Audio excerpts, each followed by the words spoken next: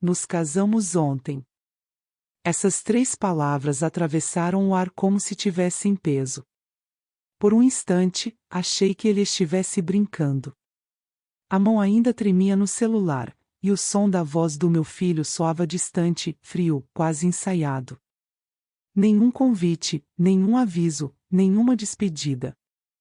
Apenas a confirmação de que um dos dias mais importantes da vida dele tinha acontecido, sem mim. Fiquei parada, com o telefone colado ao ouvido, ouvindo a respiração dele e a risada abafada dela ao fundo. Era uma risada leve, satisfeita, como se o silêncio que me rasgava por dentro fosse motivo de alívio para eles. Engoli em seco. O chão pareceu se abrir, e pela primeira vez em toda a minha vida, eu senti que o amor que eu dei com tanta entrega tinha sido desperdiçado. Naquele momento, o mundo pareceu pequeno demais para caber a dor que eu sentia. Eu paguei o vestido, o buffet, a festa, e ainda assim, não fui digna nem de um convite. Aquilo não era apenas sobre um casamento, era sobre um rompimento silencioso entre uma mãe e o filho que ela criou para voar, mas que decidiu me apagar do céu dele. Eu sempre achei que o amor de uma mãe fosse suficiente para segurar o mundo. Trabalhei durante 40 anos na medicina, enfrentando plantões de madrugada, dores que não eram minhas e pessoas que duvidavam de mim. Cada conquista, cada diploma na parede, cada centavo guardado, tudo era por ele, meu único filho. Desde o nascimento, jurei que nada lhe faltaria, e cumpri. Dei educação, casa, carro, viagens.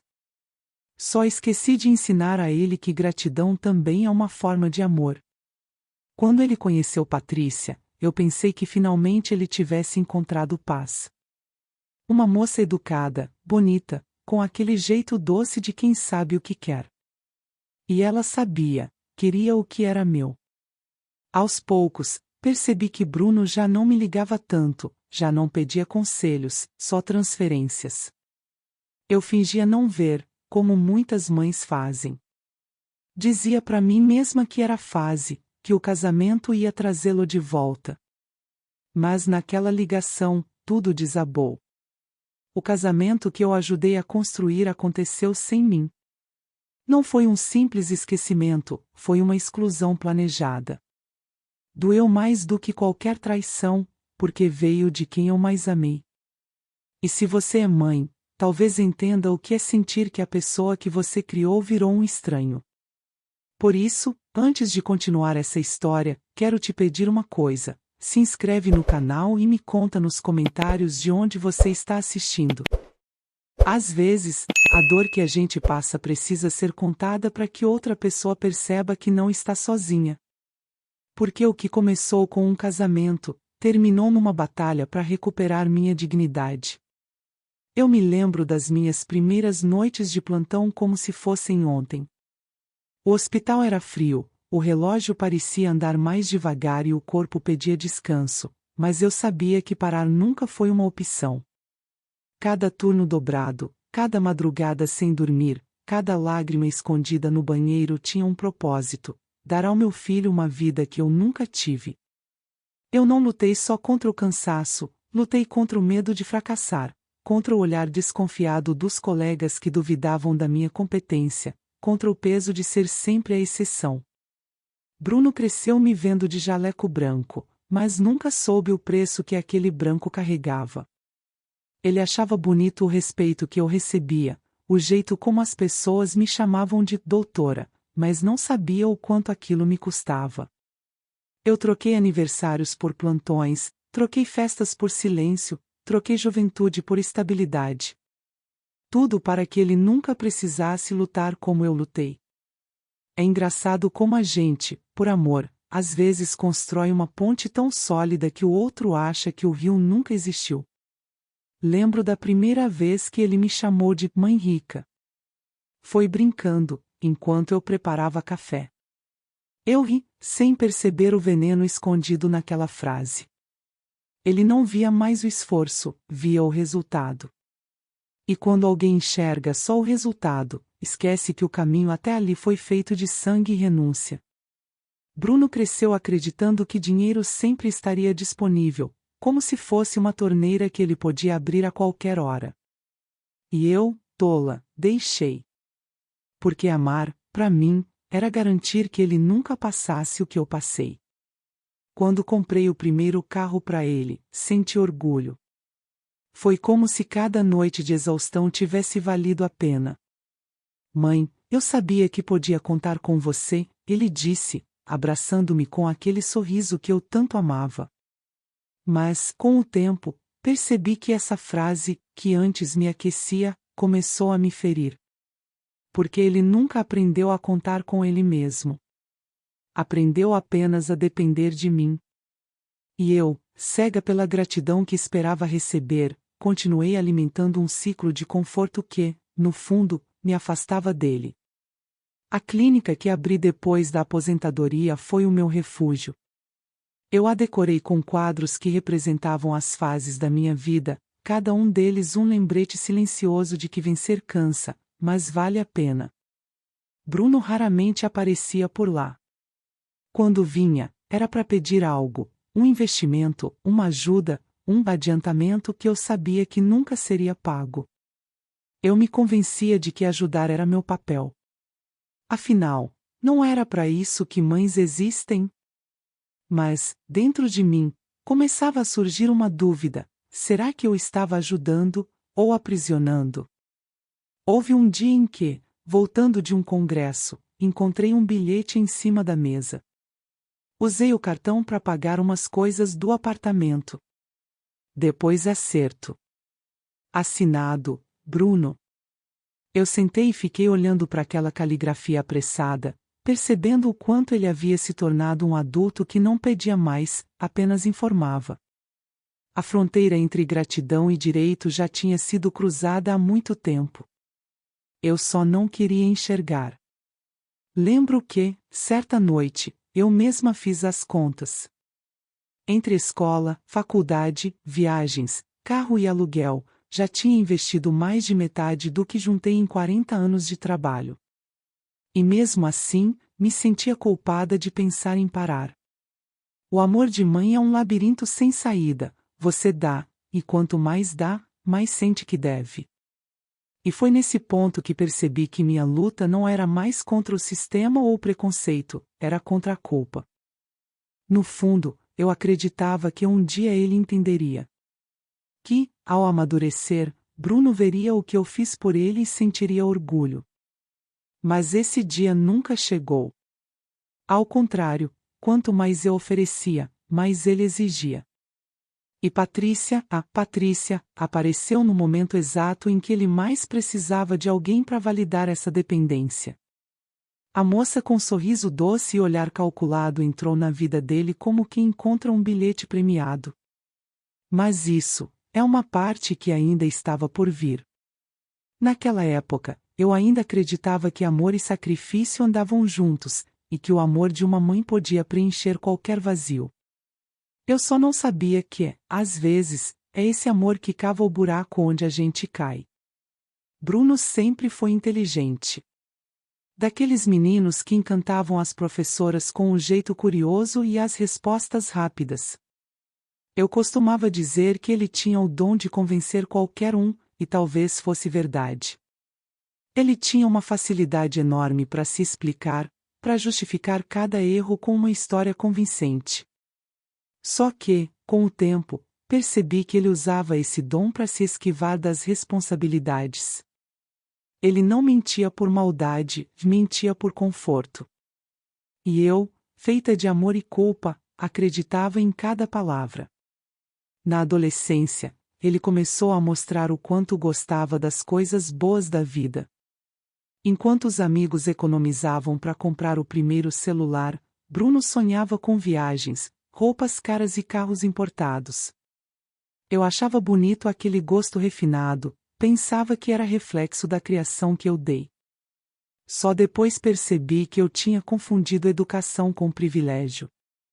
O que eu via como delicadeza era, na verdade, falta de contato com a realidade. Bruno nunca soube o que era esperar. Nunca precisou lidar com não. Quando entrou na faculdade, eu achei que as coisas mudariam.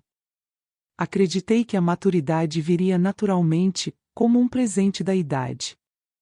Mas o que veio foi o contrário, uma autoconfiança perigosa, sustentada pelo meu dinheiro e pelo meu medo de frustrá-lo. Ele dizia querer empreender, ser o próprio chefe.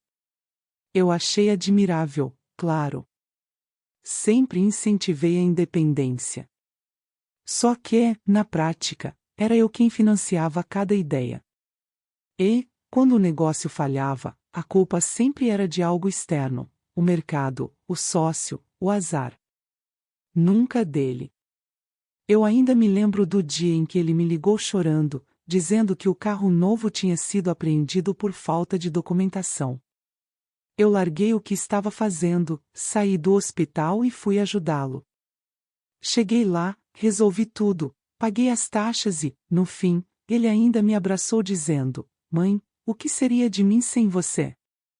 Aquilo soava bonito, mas era o resumo da nossa relação, ele no centro, eu na retaguarda, pronta para consertar o que ele quebrava. Amor de mãe é um tipo de amor que se doa até sangrar, e eu já sangrava há muito tempo, só não percebia. As contas se acumulavam, mas o orgulho não me deixava parar. Eu dizia para as colegas de trabalho: "Meu filho vai abrir uma empresa. É talentoso demais." E acreditava nisso. Ele de fato tinha talento, mas para convencer, para pedir, para fazer o outro sentir pena ou admiração. Quando olhava nos olhos dele, eu via brilho. O problema é que esse brilho não vinha da vontade de vencer, vinha da certeza de que alguém o sustentaria até lá. E esse alguém, claro, era eu. O mais difícil foi perceber que o amor dele tinha se tornado condicional. Ele era doce quando precisava de algo, distante quando eu tentava impor limites. Um dia, comentei que queria vender o apartamento grande e me mudar para um lugar menor, mais tranquilo. Ele se irritou. Disse que eu estava sendo egoísta, que aquele apartamento era o lar dele também.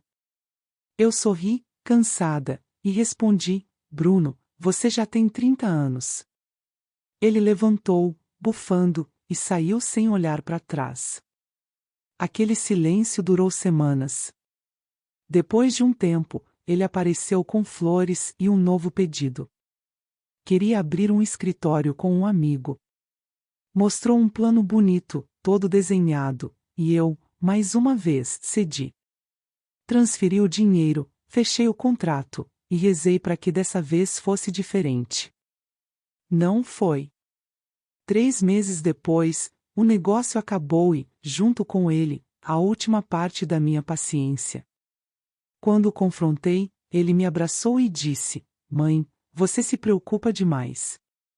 Eu quis responder que ele se preocupava de menos, mas o amor me calou. Foi por essa época que ele conheceu Patrícia. Ela apareceu como uma promessa de estabilidade. Bonita, educada, com aquele ar de quem sempre sabe o que está fazendo. Eu fiquei feliz por ele, de verdade. Pensei: talvez agora ele tenha um motivo para amadurecer. E, por um tempo, parecia que isso ia acontecer. Ele começou a falar sobre futuro, planos, casa própria, casamento. Eu via um brilho diferente nele, e, ingenuamente, acreditei que Patrícia estava ajudando meu filho a crescer.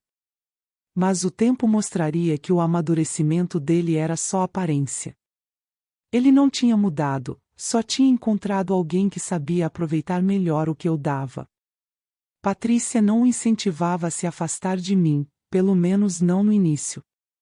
Pelo contrário, ela me tratava bem, elogiava meus feitos, dizia o quanto me admirava. Era educada, gentil. Mas havia algo no olhar dela que me deixava desconfortável, uma calma ensaiada, como de quem calcula cada palavra. Ainda assim, eu me deixei levar. Afinal, o que mais uma mãe quer do que ver o filho feliz? A felicidade dele sempre foi o meu combustível. Eu só não sabia que esse combustível logo alimentaria um incêndio que queimaria tudo o que construí. Patrícia entrou na minha vida como quem traz uma brisa depois de um dia quente. Eu ainda me lembro da primeira vez que a vi. Ela chegou com um buquê de flores brancas, o sorriso no rosto e uma postura impecável, dessas que chamam atenção até no silêncio. Bruno parecia outro homem ao lado dela, mais calmo, mais confiante, com os gestos medidos de quem, enfim, tinha encontrado seu norte. Eu, cansada das decepções e das tentativas frustradas, quis acreditar que aquela moça era o sinal de que meu filho finalmente estava amadurecendo. Nos primeiros meses, ela me conquistou com gentileza. Trazia sobremesas quando vinha jantar, ajudava a arrumar a mesa e sempre elogiava tudo, o tempero da comida, a casa, a minha carreira. Dizia que admirava mulheres fortes, e que esperava ser um dia metade do que eu fui. Palavras bonitas, ditas no tom certo, têm o poder de adormecer qualquer desconfiança. Eu, que passei a vida desconfiando do mundo, baixei a guarda diante dela. Afinal, se Bruno parecia feliz, quem era eu para questionar? Ela tinha aquele jeito doce e seguro, como quem já sabe o final da história enquanto os outros ainda estão tentando entender o começo. Observava tudo, o quadro na parede, os livros na estante, o carro na garagem. Uma vez, fez um comentário que me soou estranho. Doutora, o Bruno tem sorte de ter nascido numa casa assim. É tão raro encontrar alguém que já começa a vida no alto. Eu ri, sem pensar muito, e disse que nada do que estava ali caiu do céu. Ah, eu sei, a senhora trabalhou muito. Mas mesmo assim, é bom quando o sucesso vem de família, né? Completou, sorrindo. Aquilo ficou na minha cabeça por dias. A convivência seguia tranquila, mas havia pequenas coisas, quase imperceptíveis, que começaram a me incomodar. Como o fato de ela nunca deixar Bruno vir me visitar sozinho. Ou de sempre responder por ele quando eu perguntava algo. Era como se ela fosse o filtro entre nós dois. Ele, por sua vez, parecia aliviado com isso. Dizia que Patrícia o ajudava a organizar a vida, que finalmente ele estava aprendendo sobre responsabilidades. Eu quis acreditar. Talvez porque acreditei a vida inteira que o amor podia ensinar o que a vida não conseguiu. Com o tempo, notei que as conversas começaram a mudar de tom. Antes, Bruno me ligava para contar novidades. Agora, ligava para pedir ajuda, mas sempre com Patrícia por perto. Mãe, a gente tá vendo um apartamento ótimo, só precisamos de uma ajuda para entrada. Mãe, o carro dela deu problema, será que a senhora pode me emprestar o seu até resolvermos? Tudo era dito com naturalidade, como se fosse uma extensão do que eu sempre fiz. Eu dizia sim, e cada sim me afastava mais da mulher forte que eu fui um dia. Patrícia sabia exatamente quando falar e quando se calar. Nunca pedia nada diretamente, deixava que Bruno fizesse isso. Mas o olhar dela, sempre sereno, carregava a segurança de quem já sabia qual seria a resposta. Era uma mulher inteligente, e inteligência, quando usada com frieza, pode ser devastadora. Um dia, ao entregar um comprovante de transferência, ela sorriu e disse: "A senhora é um anjo, sabia? Se todas as sogras fossem assim, o mundo seria perfeito." Eu sorri de volta, mas dentro de mim algo se mexeu. Percebi que ela me elogiava sempre que eu abria a carteira. O casamento começou a ser tema frequente. Patrícia mostrava revistas, catálogos de vestido, fazia planos cheios de detalhes. Falava como se tudo já estivesse decidido, inclusive quem pagaria o quê. Eu fingia não perceber, tentando manter a leveza das conversas. "Doutora, a senhora precisa estar linda no casamento. Afinal, vai ser um dia inesquecível para todos nós." Eu mal sabia o quanto essa frase se tornaria verdadeira, só que não da forma que ela imaginava. Naquele período, Bruno parecia cada vez mais distante, mas eu atribuía isso à correria da vida adulta. Eu dizia às amigas que ele estava ocupado, que casamento traz novas responsabilidades. Mas, no fundo, sentia que havia algo errado. Era um afastamento sutil, quase delicado. Ele não brigava, não se irritava. Apenas se ausentava. E essa ausência silenciosa doía mais do que qualquer palavra dita em raiva. Certa tarde, encontrei os dois na porta da minha clínica. Estavam de mãos dadas, rindo. Quando me viram, trocaram um olhar rápido, desses que duram meio segundo, mas dizem tudo. Patrícia foi a primeira a falar: "Viemos te ver, doutora. O Bruno queria te contar uma novidade." Ele, meio sem jeito, me abraçou e disse: "A gente vai casar." Meu coração se encheu de alegria. Senti que, enfim, a vida dele estava tomando rumo. Eles sorriram, e eu acreditei. Eu não fazia ideia de que aquele sorriso era o prelúdio da maior ferida da minha vida. Depois do anúncio, tudo parecia girar em torno do casamento. Patrícia falava disso como se fosse um evento de gala, digno de revista. Eu sorria, mesmo quando o coração apertava com as cifras que ela mencionava. "Nada exagerado, doutora", ela dizia, enquanto mostrava os catálogos de buffet e decoração. "Só o necessário para que seja inesquecível." E foi. Inesquecível, mas por motivos que eu jamais imaginaria. Bruno estava animado, envolvido. Falava de datas, convidados, destinos para a lua de mel. Parecia, pela primeira vez, comprometido com algo que não fosse passageiro. Eu ouvia e sentia orgulho, um orgulho misturado com alívio. Por dentro, dizia para mim mesma que todo o esforço tinha valido a pena. Que aquele homem sorridente, maduro, era o resultado da minha luta. Quando ele me pediu ajuda financeira, eu não hesitei. Transferi o dinheiro pro buffet, paguei o vestido, dei adiantamento para a entrada da casa nova. Fiz tudo de coração. Não porque ele pediu, mas porque eu acreditava que mãe nenhuma deve negar apoio no dia mais importante da vida do filho. Os dias passavam e, curiosamente, eu percebia que as decisões eram tomadas sem mim. Quando perguntava sobre os preparativos, as respostas vinham vagas, apressadas. "Tá tudo certo, mãe, não se preocupa com isso." Patrícia sempre por perto, sorrindo, mudava de assunto. Uma vez, perguntei sobre o convite, e ela disse, rindo: "Ah, ainda estamos finalizando a lista." "Mas claro que a senhora está dentro, né?" Aquilo foi dito com um tom leve, mas algo na forma como ela me olhou fez meu estômago gelar.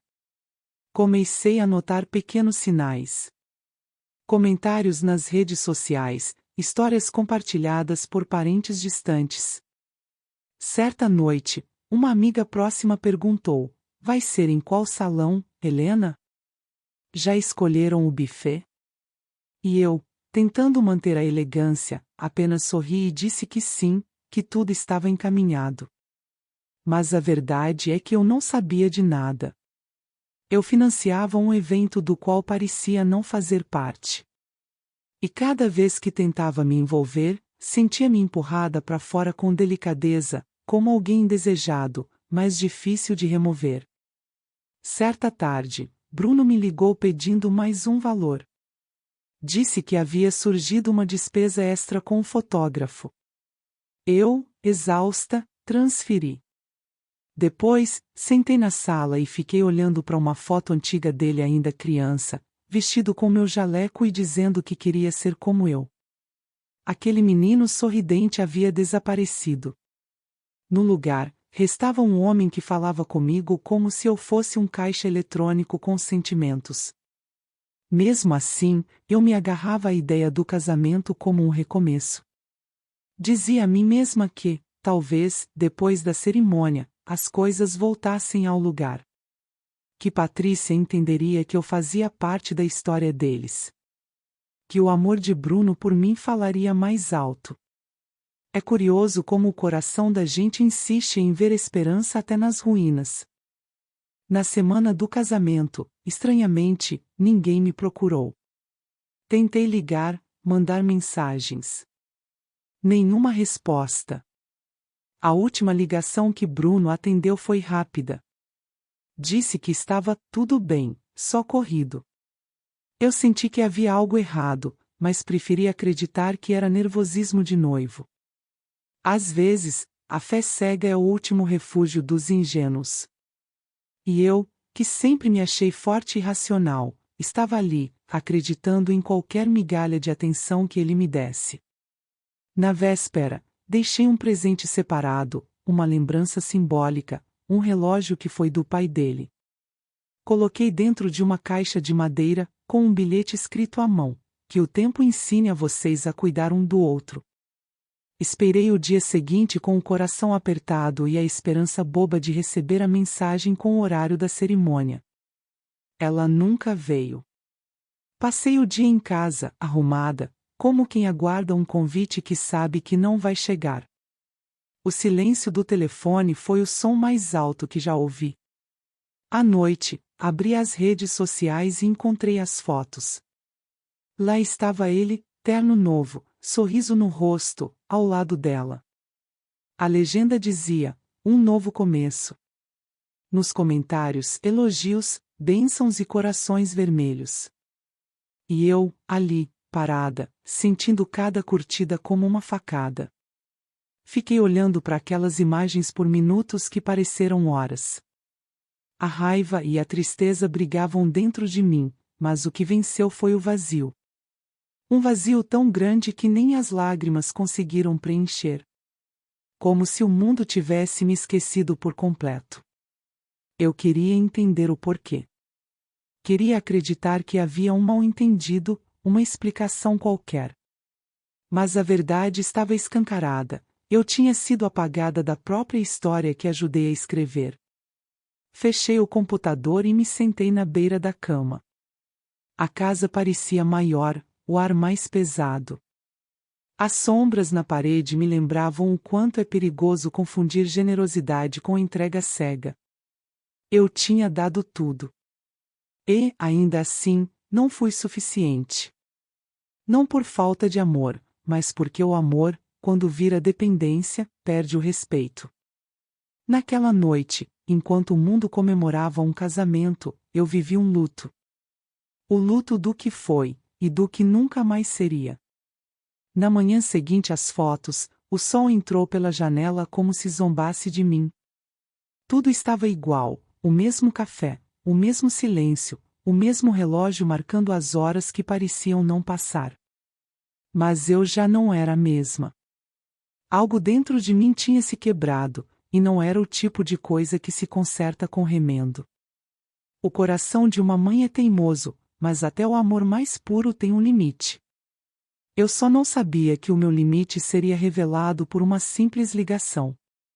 Era quase meio-dia quando o telefone tocou. O nome dele apareceu na tela, e por um instante, o peito apertou. Respirei fundo e atendi com a voz mansa, disfarçando o tremor. Oi, meu filho, estava te esperando ontem. Do outro lado, um silêncio incômodo. E então, a frase: mãe, não precisa mais se preocupar. Nós nos casamos ontem. Foram 7 palavras. 7 lâminas. Ditas com calma, sem remorso, sem emoção. Eu ainda tentei rir, fingindo não entender. Como assim? Se casaram ontem? E eu? Ele suspirou, como quem explica algo óbvio a uma criança. Foi algo íntimo, só para pessoas especiais. Por alguns segundos, fiquei muda. O som da respiração dele vinha misturado a uma risada feminina ao fundo, o riso leve, seguro, de Patrícia. Eu quis perguntar se ela estava ali, se foi ideia dela ou dele, mas não consegui. A garganta travou. O coração batia tão alto que parecia preencher todo o silêncio da sala. Ah, murmurei. Foi tudo o que consegui dizer. Do outro lado, ele apenas respondeu: a gente se fala depois, tá? Preciso ir. E a linha caiu. Fiquei ali, com o telefone na mão, olhando pro nada. Parecia que o mundo inteiro tinha parado para me ver desabar. Sentei no sofá e encarei as flores que havia comprado pro casamento, ainda estavam frescas, esperando um dia que não chegou. A ironia era cruel. Eu tinha decorado a casa para uma festa da qual fui excluída. A dor veio em ondas. Primeiro, o choque. Depois, a incredulidade. E, por fim, uma tristeza tão funda que não tinha nome. Passei o resto do dia vagando pela casa, abrindo e fechando gavetas, como se buscasse respostas entre os objetos. Achei o bilhete que coloquei junto ao relógio do pai dele: que o tempo ensine vocês a cuidar um do outro. A letra tremida, o papel amarelado, o símbolo de um amor que sempre acreditou no retorno. Que ironia! Eu dei o tempo, e o tempo me devolveu o vazio. Quando anoiteceu, o telefone tocou de novo. Era o número de Patrícia. Pensei em não atender, mas a curiosidade foi mais forte. Doutora, ela disse com uma voz doce e distante, espero que não tenha ficado magoada. Foi uma cerimônia simples, só com gente próxima. Gente próxima. Essas palavras ecoaram na minha cabeça. Engraçado como alguém pode se casar com o filho da gente e ainda te tratar como uma estranha. Desejo felicidades, respondi, tentando manter a compostura. Ah, obrigada. E, olha, quando der, a senhora transfere o valor do aluguel, tá? Ficou pendente desse mês. Foi nesse instante que o amor virou cinza. A mulher que eu fui, paciente, compreensiva, disposta a perdoar, morreu ali. E em seu lugar nasceu outra. Alguém que finalmente entendeu que o respeito, quando se perde, leva junto o amor. Eu desliguei o telefone sem responder, e pela primeira vez, não chorei. Fiquei imóvel, ouvindo o próprio coração bater no escuro. Havia um silêncio novo em mim, um silêncio que não pedia consolo. Nos dias que se seguiram, Bruno não ligou. Nenhuma mensagem, nenhum pedido de desculpa. Como se o ocorrido fosse normal, cotidiano, aceitável. Vi as postagens do casal, sorrisos, brindes, legendas ensaiadas. Casamento dos sonhos, diziam os comentários. E, de fato, deve ter sido um sonho financiado por mim. Eu olhava aquelas fotos e me perguntava onde foi que errei. Será que amei demais? Ou será que amar, do jeito que amei, era justamente o erro? O ser humano tem uma habilidade estranha de se acostumar com o que machuca. Eu já tinha suportado o desprezo em doses pequenas, uma palavra atravessada, uma ausência disfarçada. Mas aquele gesto, o casamento secreto, foi a sentença final. E o que mais doía não era o ato em si, era o significado. Eles queriam um novo começo sem mim. Uma semana depois, o telefone tocou de novo. Dessa vez, era Bruno. A voz nervosa, apressada. Mãe, o aluguel vence amanhã. Você pode fazer a transferência? A audácia me surpreendeu. Ele falava como se nada tivesse acontecido, como se eu fosse uma secretária financeira a serviço do amor dele. Fiquei em silêncio por alguns segundos, e então respondi com calma: Ah, Bruno, eu só ajudo pessoas especiais. O mesmo tom que ele usou comigo. E antes que ele dissesse qualquer coisa, desliguei. Aquele clique do telefone foi a primeira vez, em muitos anos, que eu senti controle sobre a própria vida. Um gesto simples, mas libertador. Não foi vingança, foi sobrevivência. Naquele momento, percebi que o amor de mãe pode ser imenso, mas não precisa ser incondicional. Porque quando o amor vira obrigação, ele deixa de ser amor. E, enquanto o silêncio tomava conta da casa mais uma vez, eu entendi que aquela ligação não era o fim.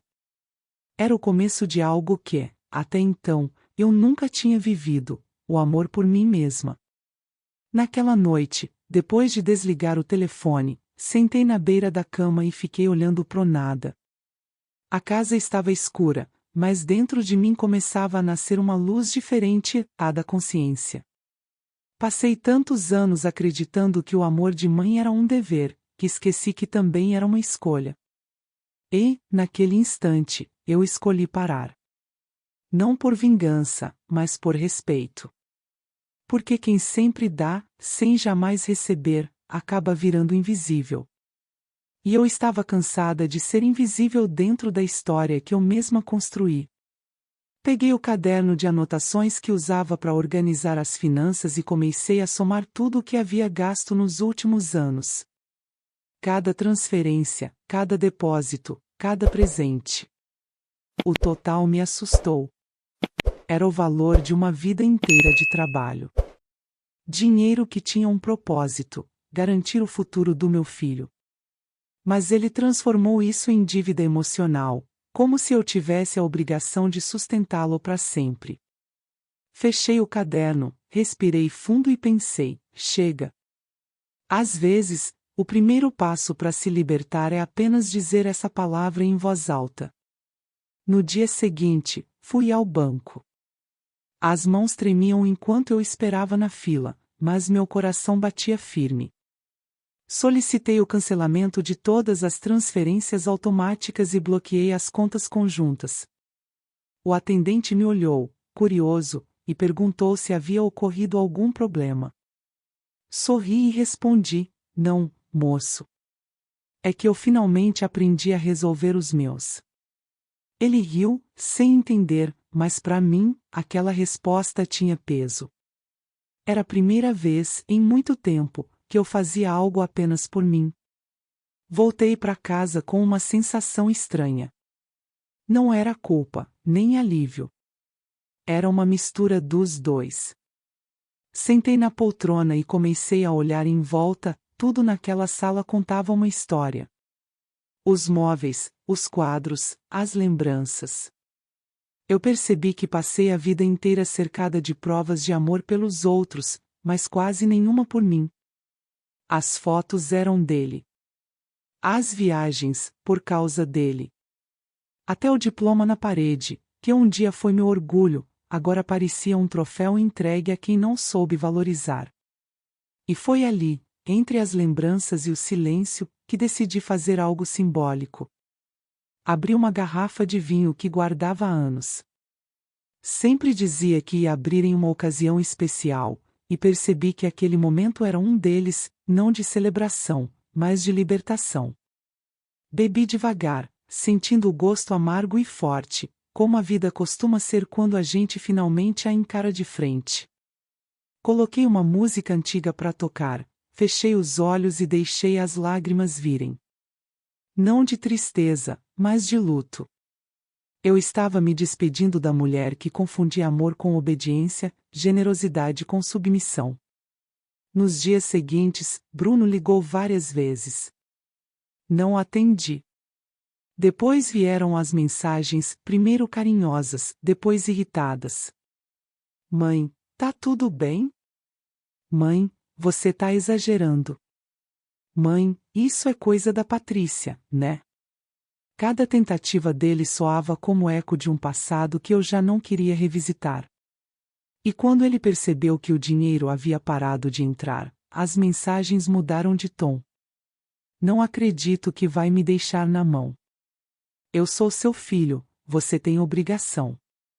Foi nesse momento que percebi que o amor dele era uma moeda, e eu, o caixa. Comecei a me ocupar com outras coisas. Voltei a caminhar de manhã, reencontrei amigas antigas, retomei o hábito de ler antes de dormir. Aos poucos, a vida foi voltando a ter som. Eu ainda sentia dor, claro, mas era uma dor que me empurrava para frente, não para baixo. Uma manhã, enquanto tomava café na varanda, o telefone tocou novamente. O nome dele na tela. Olhei, deixei tocar e não atendi. Aquilo, para mim, foi o verdadeiro corte.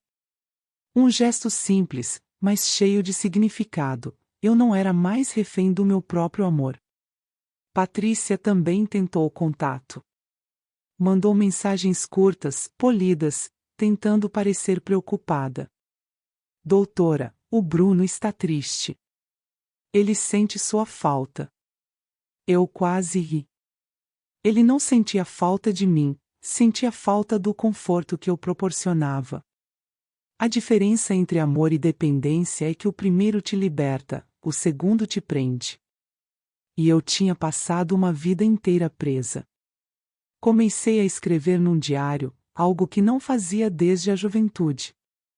Nele, registrei cada pensamento, cada lembrança, cada cicatriz. Escrever foi o jeito que encontrei de me ouvir de novo. Descobri, nas entrelinhas, que eu existia além do papel de mãe. Que havia uma mulher ali, inteira, capaz, merecedora de respeito. E quanto mais eu escrevia, mais clara ficava uma verdade que me libertou. Às vezes, o amor não se prova ficando, mas indo embora. A mudança assustou as pessoas. Algumas me chamaram de fria, outras disseram que eu estava sendo injusta. Mas eu já não devia satisfação a ninguém. Eu tinha passado a vida sendo a mulher que curava os outros, agora, era hora de me curar. Comecei a planejar pequenas viagens, a visitar lugares que sempre quis e nunca tive tempo. O dinheiro que antes alimentava a ingratidão de um filho agora financiava a minha paz. Porém, paz demais incomoda quem vive do caos. E Bruno, quando percebeu que não teria mais controle sobre mim, decidiu atacar de outro jeito. Um jeito covarde, perigoso e profundamente cruel. Demorou pouco para o silêncio se transformar em ruído. O corte do dinheiro foi como uma bomba no centro da rotina deles. Na primeira semana, Bruno ainda tentou manter a cordialidade. Mandava mensagens curtas, cheias de culpa disfarçada. Mãe, você anda estranha. Mãe, tô preocupado com você. Por que não atende? Eu lia cada palavra e sentia o veneno por trás da doçura. Ele não estava preocupado comigo, estava desesperado com o impacto no próprio conforto. Quando o silêncio não funcionou, veio o ataque. O primeiro confronto aconteceu numa manhã de sábado. Eu estava podando as plantas quando ouvi o som do portão batendo. Era Bruno, acompanhado de Patrícia. Ele entrou sem pedir licença, com o rosto tenso, e foi direto ao assunto. O que está acontecendo, mãe? Você enlouqueceu? Cancelou as contas conjuntas, bloqueou o dinheiro, isso é um absurdo.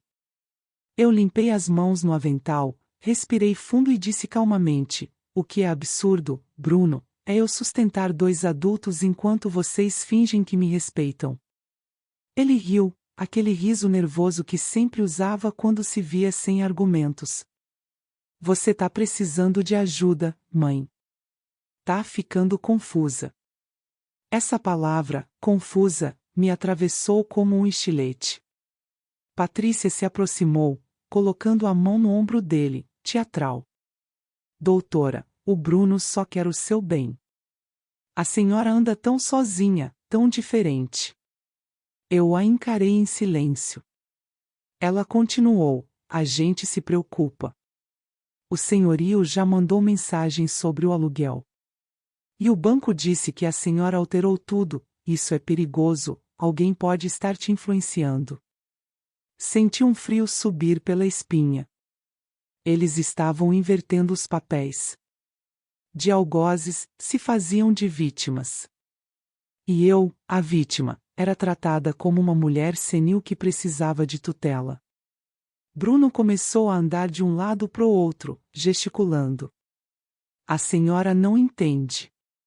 Patrícia e eu estamos tentando organizar a nossa vida. O que custa ajudar mais um pouco? Eu respondi com firmeza: custa o que me restou de dignidade. Ele riu, debochado. Dignidade não paga conta, mãe. A senhora sempre foi exagerada. Eu olhei nos olhos e disse: talvez eu tenha sido mesmo. Exagerei no amor, no perdão, na paciência. Mas esse exagero acabou. O silêncio que veio depois foi pesado. Patrícia olhou para ele, impaciente. Bruno, vamos embora. Ela precisa de tempo para refletir. Mas antes de sair, ele se virou e disse: a senhora vai acabar sozinha. E quando isso acontecer, não venha dizer que a gente não avisou. Fechou o portão com força. Eu fiquei parada por um instante, sentindo o som ecoar como um ponto final. Mas não era um fim, era o início de algo pior. Nos dias seguintes, começaram as visitas inesperadas. Patrícia vinha sozinha, com sorrisos forçados e presentes baratos. Trouxe bolo, doutora. Fiz questão. Eu agradecia, mas não deixava entrar. Outras vezes, chegavam mensagens de números desconhecidos: você está bem? Quer conversar?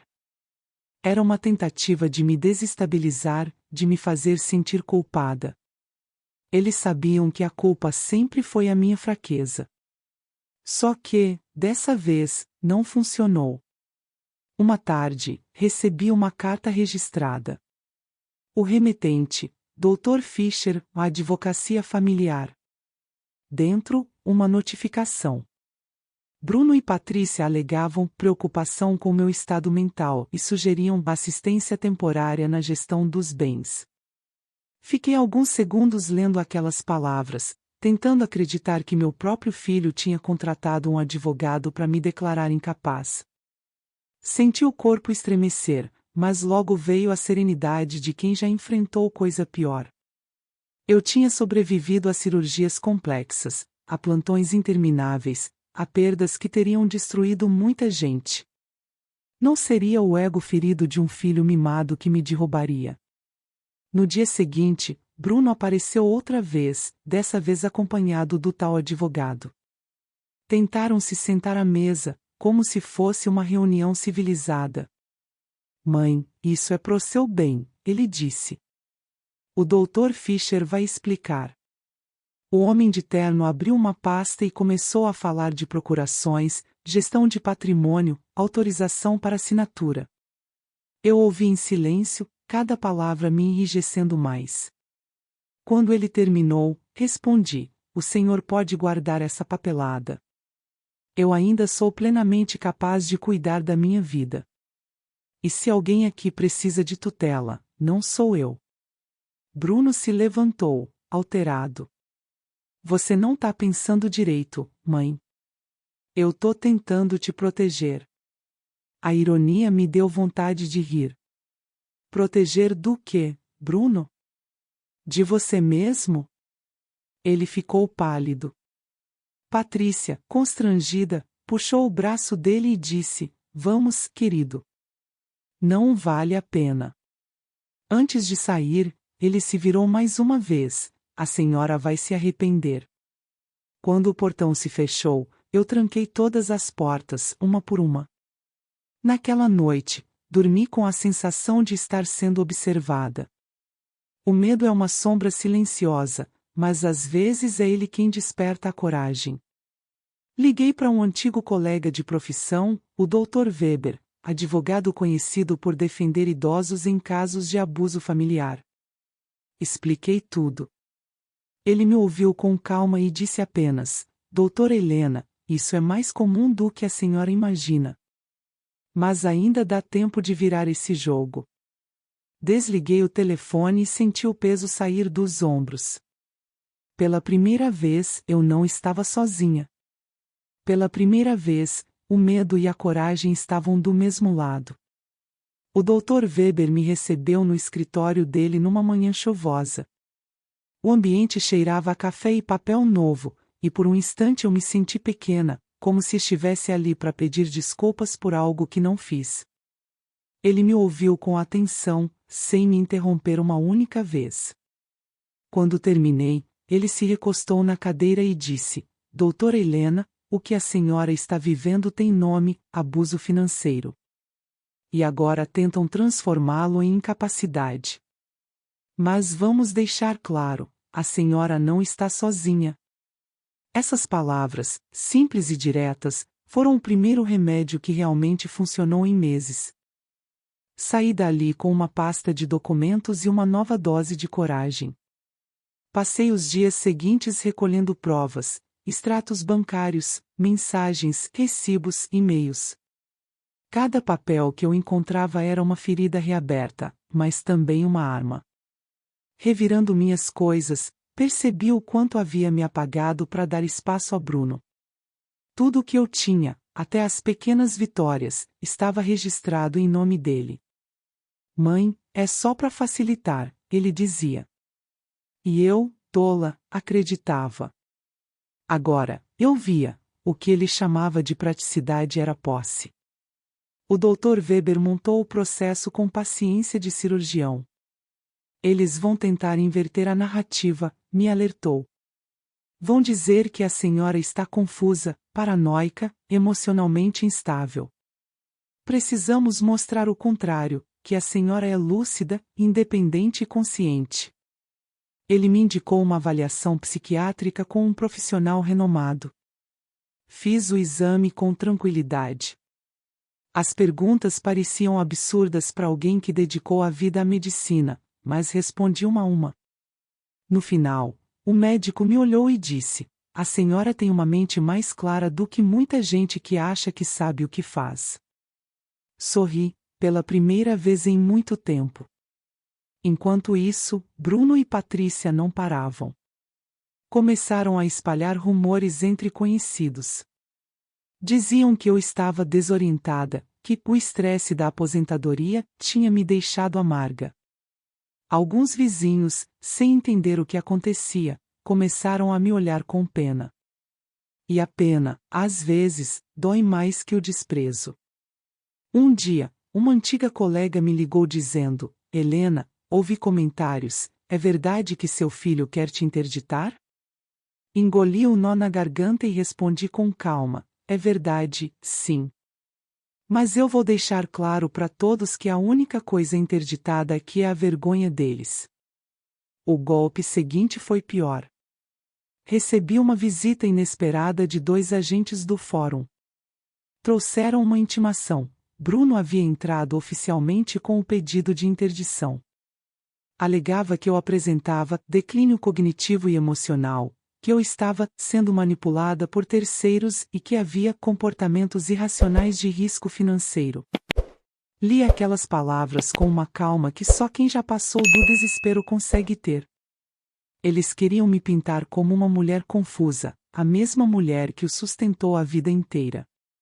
Liguei pro Dr. Weber, e ele apenas disse: deixe que falem. Agora é a nossa vez de mostrar quem é quem. No dia seguinte, instalamos um sistema de segurança em casa. Não porque eu temesse violência física, mas porque entendi que o abuso psicológico também invade. Troquei todas as fechaduras. Devolvi as chaves que Bruno ainda tinha deixado comigo num envelope com uma única mensagem: a casa é minha, o respeito também. As noites ficaram longas. Às vezes, acordava assustada com ruídos imaginários. O medo vinha e ia, mas a serenidade ficava. Eu sabia que tinha feito certo. Comecei a receber apoio de vizinhos e colegas. Gente que eu achava distante passou a me visitar, trazer café, conversar. Helena, você foi uma inspiração para tanta gente, não se deixe abater. Essas palavras me davam força. Descobri que o amor verdadeiro, diferente do amor de sangue, não cobra, apenas acolhe. Bruno, no entanto, parecia disposto a ir até o fim. Mandou uma mensagem que nunca esqueci: você vai perder tudo isso.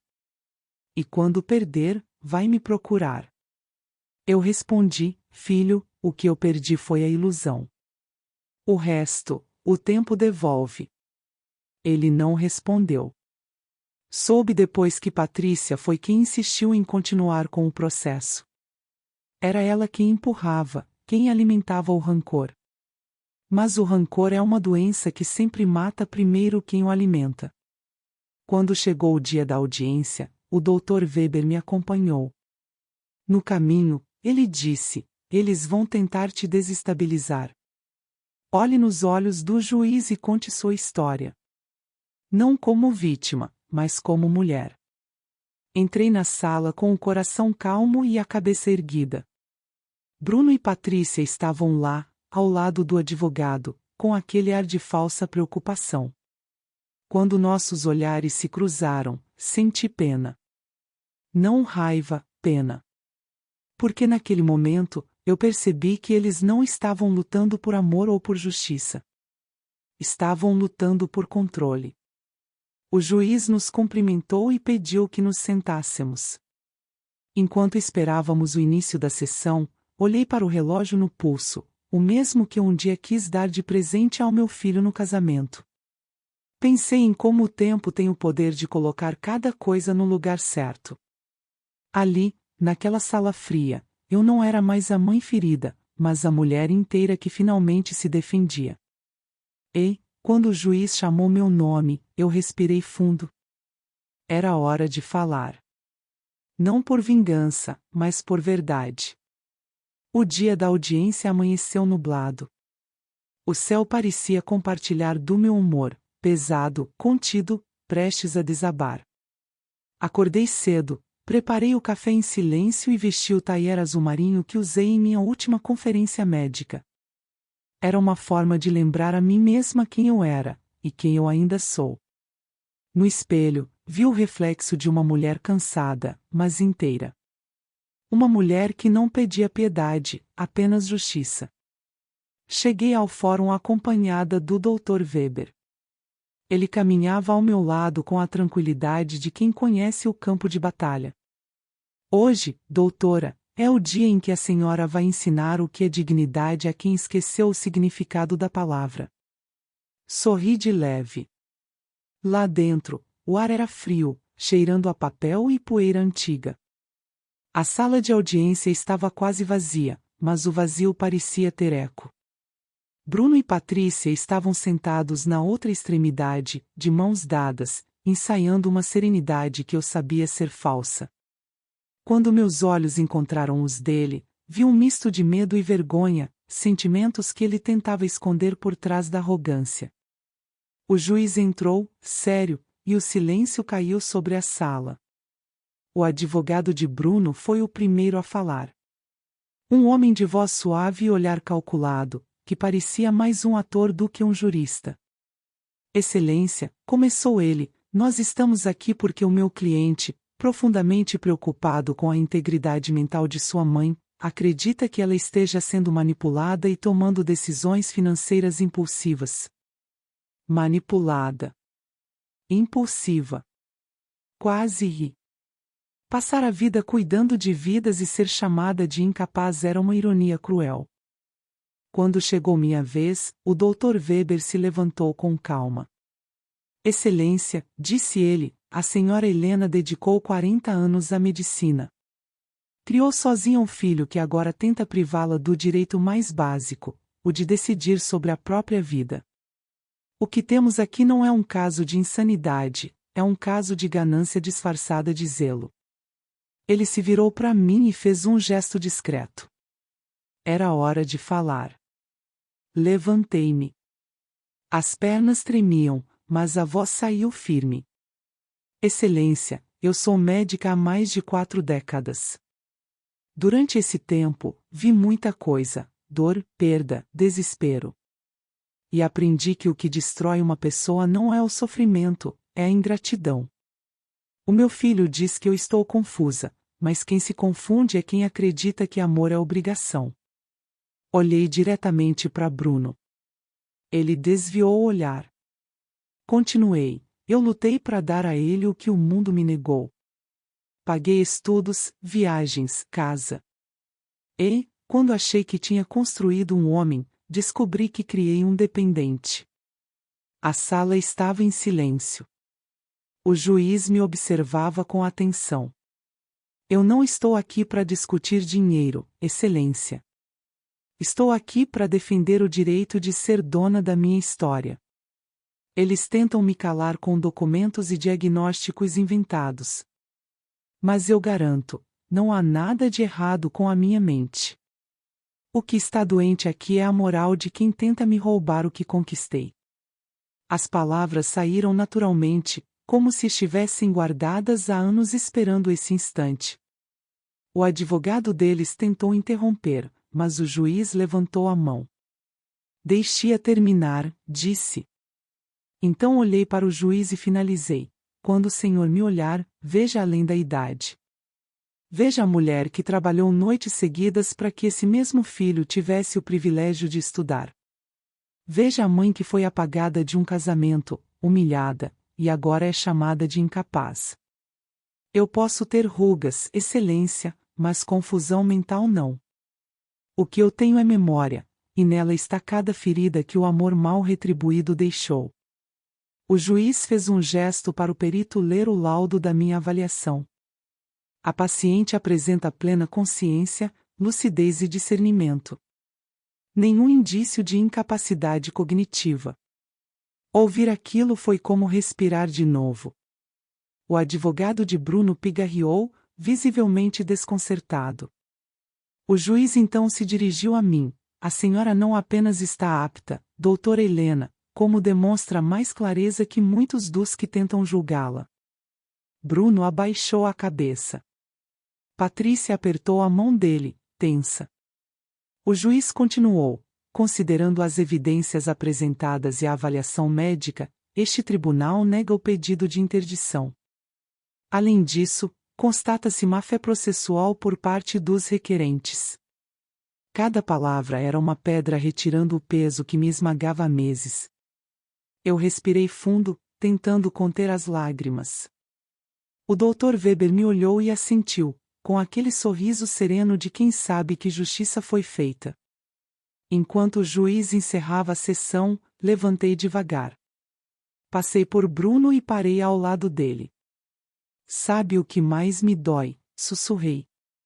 Não foi o processo, nem as mentiras. Foi perceber que, para você, o amor sempre teve preço. Ele não respondeu. Apenas ficou ali, com o rosto pálido e os olhos marejados, talvez de arrependimento, talvez de vergonha. Saí da sala de cabeça erguida. Lá fora, o sol começava a romper as nuvens. A brisa morna bateu no rosto, e, pela primeira vez em muito tempo, senti o peso sair dos ombros. A liberdade tem um cheiro próprio, o cheiro de quem volta a pertencer a si mesmo. Mas a história ainda não tinha acabado. O que eu faria com essa liberdade recém-conquistada era algo que nem eu imaginava. Depois da audiência, voltei para casa em silêncio. Nenhuma música no rádio, nenhuma palavra dita. Eu só queria ouvir o som da minha própria respiração. A vitória no tribunal tinha um gosto diferente, não era doce, era sereno. Era o sabor de quem resgata o que é seu, mas entende que, no processo, perdeu algo que o dinheiro não compra. Quando estacionei o carro, fiquei alguns minutos olhando o portão. Aquele mesmo portão que, meses antes, Bruno havia batido com raiva.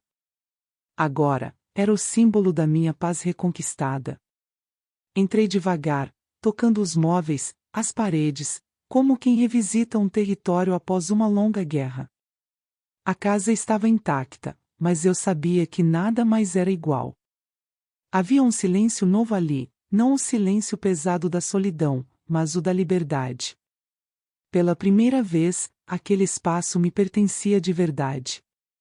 Coloquei o jaleco antigo sobre a poltrona, abri as janelas e deixei o sol entrar.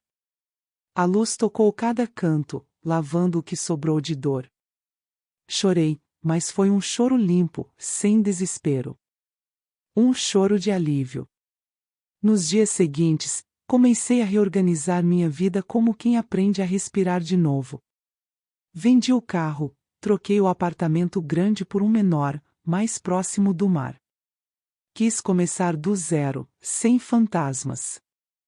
As pessoas me perguntavam se eu não tinha medo de ficar sozinha. Eu respondia: sozinha? Eu estive cercada de gente por anos e nunca me senti tão só quanto agora. A solidão verdadeira não é a ausência de companhia, é a ausência de reciprocidade. E essa eu já tinha enterrado.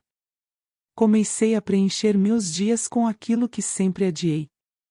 Fiz aulas de pintura, voltei a tocar violão, comecei a caminhar todas as manhãs. A princípio, era estranho acordar sem ter ninguém para cuidar. Eu, que sempre vivi cuidando de pacientes, de funcionários, de Bruno, agora precisava cuidar de mim. Descobri que o autocuidado também é uma forma de cura. Coisas simples começaram a ganhar novo significado: o cheiro do café, o barulho das ondas, o riso leve de desconhecidos na praça. O mundo parecia outro, mas talvez quem tivesse mudado fosse eu. Bruno tentou o contato algumas vezes.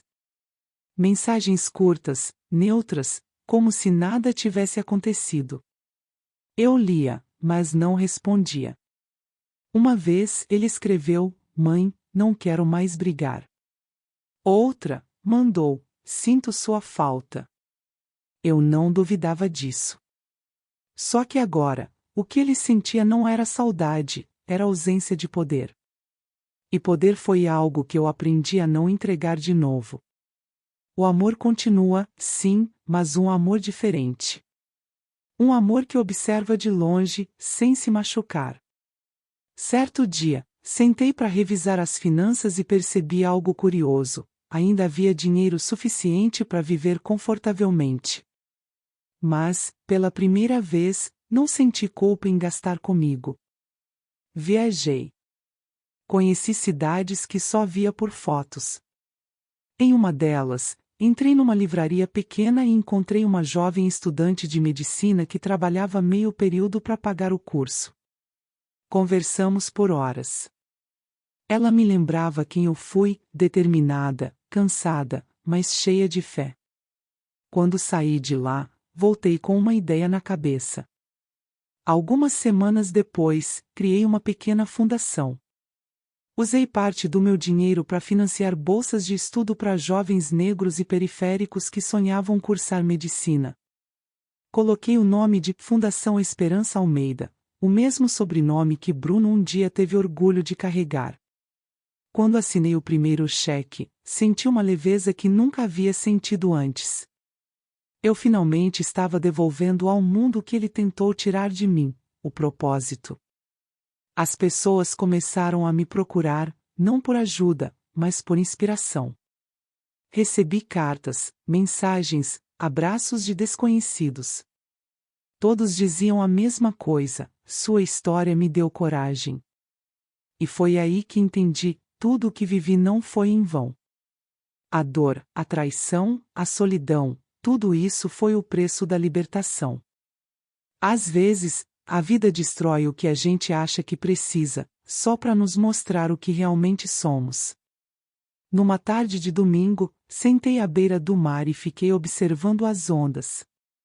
Pensei em Bruno.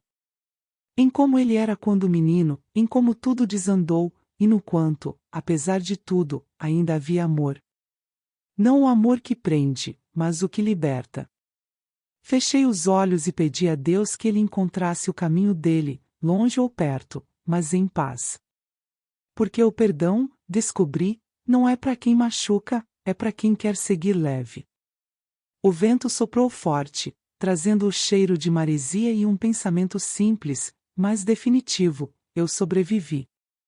E, dessa vez, sobreviver não significava apenas continuar viva, significava existir de verdade.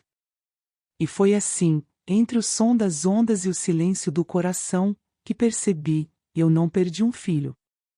Eu apenas reencontrei a mulher que existia antes de ser mãe. Hoje eu entendo que perder certas pessoas não é castigo, é livramento. Passei a vida acreditando que amor de mãe devia ser eterno, incondicional, sem limites. Mas o tempo me ensinou que o amor que não respeita quem você é acaba te destruindo aos poucos. Aprendi que não há vergonha em se afastar, mesmo de quem você ama, quando o amor vira fardo. A gente não nasceu para ser a base de quem só sabe pesar.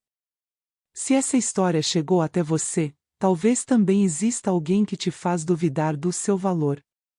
Alguém que se acostumou com a tua entrega e esqueceu de retribuir. Eu quero te dizer uma coisa: você tem o direito de se escolher. O direito de dizer não. O direito de se levantar sem pedir desculpa por isso. Porque respeito não se implora, se impõe. E quando você descobre isso, nada mais te quebra. Agora me conta, de onde você está assistindo essa história? Quero saber até onde essa voz de coragem conseguiu chegar. E se ela te tocou de alguma forma, se inscreve no canal, ativa as notificações e compartilha. Porque toda mulher que aprende a se reerguer ajuda outra a lembrar que ainda é capaz de voar.